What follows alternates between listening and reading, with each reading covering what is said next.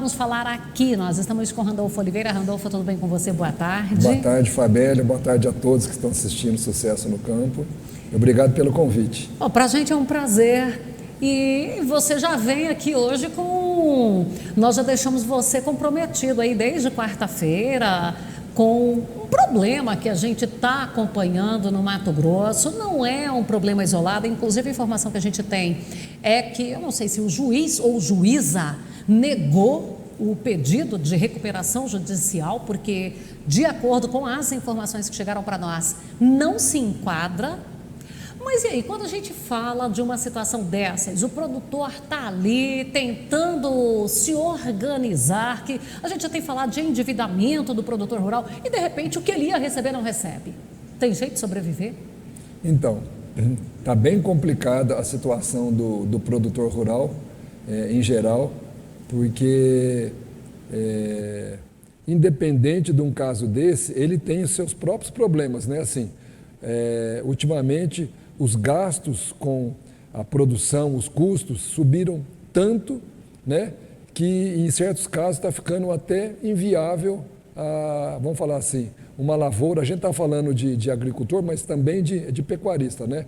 Então, assim, os preços subiram, mas os custos subiram muito. E na hora que ele tem um de seus credores que entra num problema desse, a vida dele complica ainda muito mais. Mas tem jeito sim, tem jeito sim.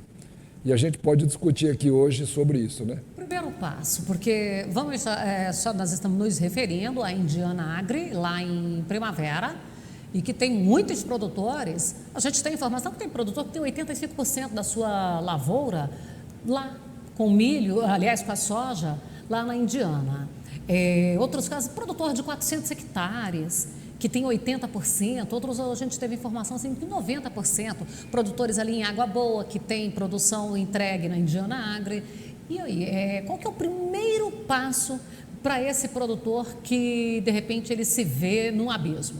Então, da mesma maneira que a Indiana Agri está fazendo um plano de recuperação judicial, os produtores também eles vão ter que acabar fazendo, porque assim, eles estavam contando com uma receita e não vão ter essa receita, certo? Então, eles vão ter que realmente fazer um planejamento aí a longo prazo, um fluxo de caixa aí provavelmente há 3, 4, 5 anos, né? Considerando as receitas que eles vão ter desse pagador, porque, pelo que eu ouvi lá, a empresa tem um plano de pagamento, certo? Não exatamente 100% do que ela deve, mas os produtores vão ter que contar com esse valor e montar também um plano de pagamento para os seus credores, as revendas, as instituições bancárias, os barters, né? Eles vão ter que repassar todo esse problema fazendo um cronograma de pagamento. Então, ele vai ter que chamar o parceiro dele para expor a situação a que ele está sujeito. Com certeza. Só que o que a gente tem observado bastante, né, que, você falou que foi negado, né, esse plano de recuperação judicial, provavelmente o plano de reestruturação dessa empresa, ela não trouxe credibilidade. Porque quando você faz um plano de recuperação, não é simplesmente você falar assim, ó, eu tenho esse dinheiro para pagar e eu vou dividir esse dinheiro entre os meus credores. Não, não é isso. Na realidade, a grande jogada é quando a empresa ou o produtor, ele faz uma reestruturação do seu negócio.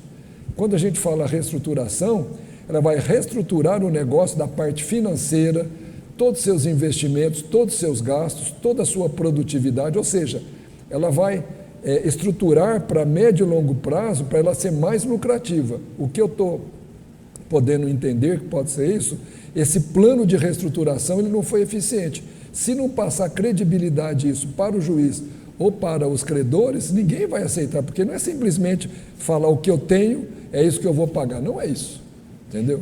Então, quer dizer, nesse plano, o produtor também, ele já precisa ver o que é que ele precisa de investir para se garantir ou para ele usufruir, otimizar aquilo que ele já tem na propriedade. Exatamente, Fabélia. Nesse caso, né, o que a gente tem trabalhado com consultoria com empresas, a gente aproveita esse momento e olha o que a empresa, o que o produtor rural tem de bom, nós vamos continuar, e o que ela não tem de bom, nós vamos reestruturar. Muitas empresas ainda que estão trabalhando no negativo, elas ainda não fizeram um plano de governança. Se eu fosse resumir para você, o que é um plano de governança? São coisas básicas. Separar as contas particulares das contas da empresa, estabelecer prolabore, estabelecer papéis e responsabilidades para cada um da empresa, certo? E depois de feita essa governança, você parte para uma gestão financeira, que é a coisa mais simples que eu posso passar aqui para quem está assistindo. É você garantir que a sua receita seja maior que seus gastos. Parece banal, né? Só que muitas empresas e muitos produtores não têm esses gastos contabilizados e de forma visível.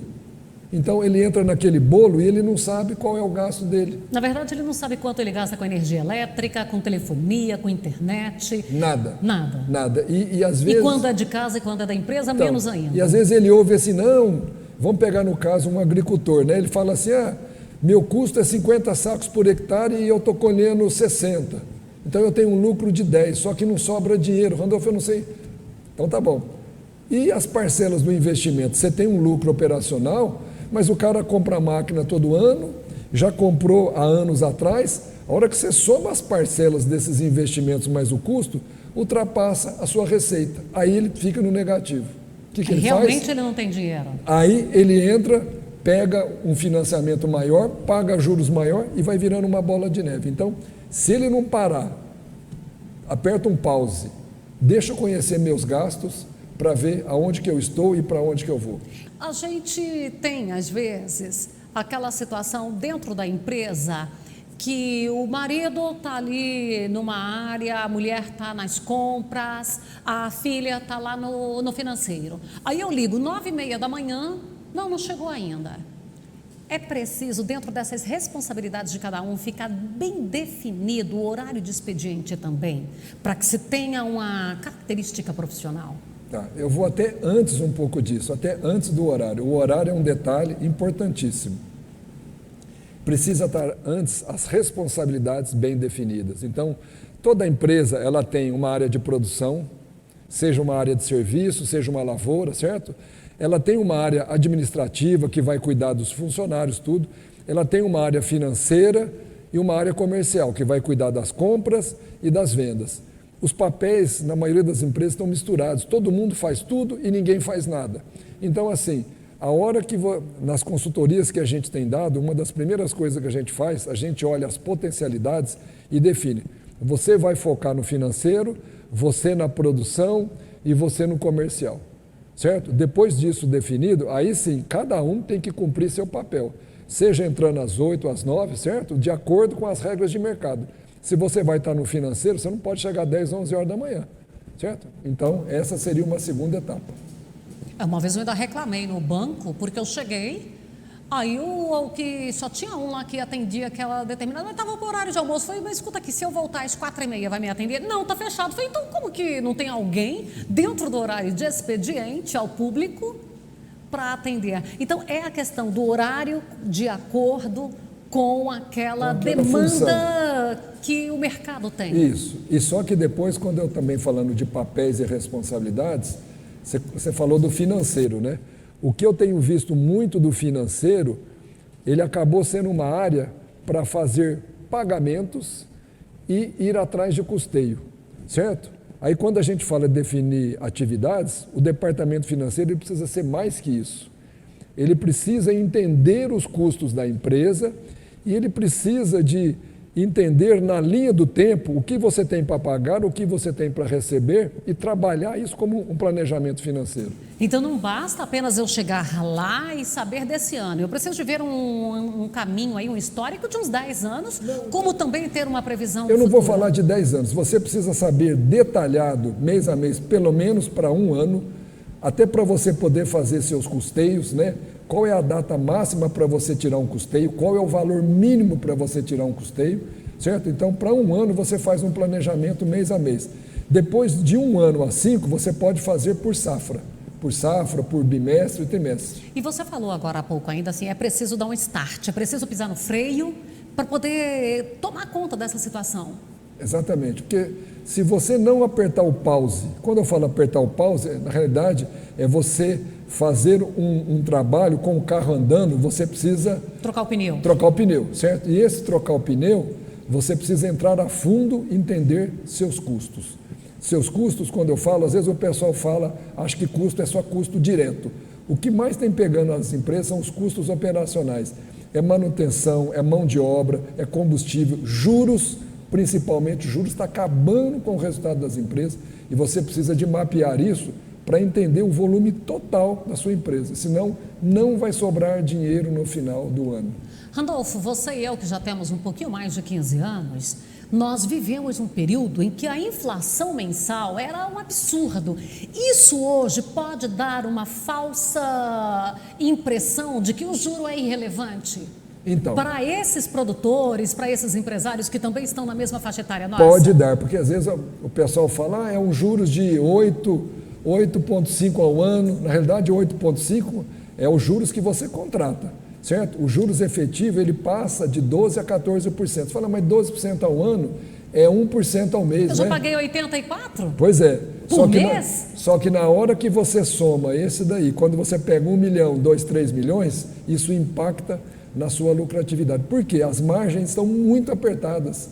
Então, uma mão de obra que você paga mais, que ela fica ociosa, juros que você paga mais, isso impacta no final, no seu resultado. Qual a orientação? Nosso tempo aqui já está caminhando para o fim. O primeiro passo que aquele produtor que está lá agora preocupado que a Indiana Agri não sabe que dia que ele vai receber, que ele estava contando com isso, ou as outras empresas ali que ele tem mesmo para receber e tudo. Qual é o primeiro passo que ele deve fazer? Tá, eu vou falar assim, caso ele não tenha possibilidade de fazer esse trabalho junto com uma pessoa externa, entenda seus gastos, entenda seus custos e entenda as parcelas de financiamento que você está pagando. Soma isso tudo, se isso tiver maior que a receita, você tem um problema sério. Aí você precisa rever o tamanho da sua empresa e rever cada um daqueles custos mais significativos. De um modo geral, se eu parar uma semana com um especialista, Randolfo, vem aqui, vamos ver a minha empresa. Uma semana é suficiente para a gente fazer uma análise? Se a pessoa tiver já registrado todas as informações, eu acredito que de 1 a 2 meses, né? Porque assim, a gente não vai ficar um mês, não vai ficar uma semana full time, certo? Não é imerso. Não é imerso, tá? De 1 a 2 meses a gente consegue fazer um mapeamento perfeito e dar um diagnóstico, o caminho que você tem que seguir é este. Com esse mapeamento é possível fazer um planejamento de médio prazo? Um planejamento de médio e longo prazo, você consegue. Inclusive trazendo soluções para esses problemas? Com certeza, porque na hora que você vai mapear, você vai encontrar distorções. E aí você consegue já começar a corrigir. Fazer os atalhos da estrada? Fazer os atalhos da estrada, exatamente. Bom, com certeza não é uma decisão fácil para ninguém, porque, senhores, nós sabemos que decidir por mudança exige muito da gente, não é verdade? Exige uma decisão interna de aceitar mudança e sair da zona de conforto. E chegar a dando palpite no meu negócio Ainda é mais difícil ainda, É mais não difícil ainda. Mas vale a pena, porque em alguns momentos, o sucesso no campo já ouviu externos e nós podemos dizer que foi bom sim. E sempre nós precisamos ter alguém com um olhar diferente. O que nós queremos é que o produtor esteja bem, a produção cresça, mas ele tenha a condição de permanecer na sua atividade. Não interessa o ramo que ele se dedique. Randolfo, obrigada pela sua participação conosco mais uma vez. Muito obrigado. E a gente vai querer Estou você aqui aqui à mais disposição, vezes. com certeza. Tá. Tá joia.